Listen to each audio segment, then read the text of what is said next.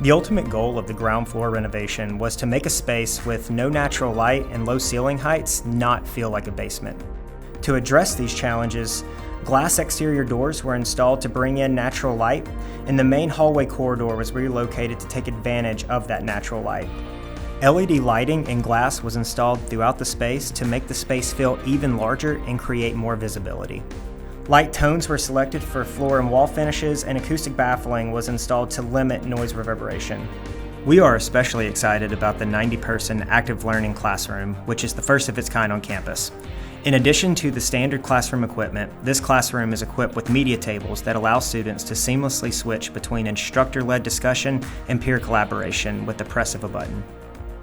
And the end results were state-of-the-art active learning teaching environments, meeting and collaboration spaces equipped with modern technology, and multifunctional conference rooms. We are excited to showcase this new learning space, which really exemplifies the learning space of tomorrow, and it's the first of its kind on our campus. This space will allow our students to engage with each other much more, engage with the instructor much more, engage with technology and use technology in the classroom much more. This learning environment will enable our students to develop their communication, collaboration, problem solving, and critical thinking skills, which will empower them for a lifetime of success and impact.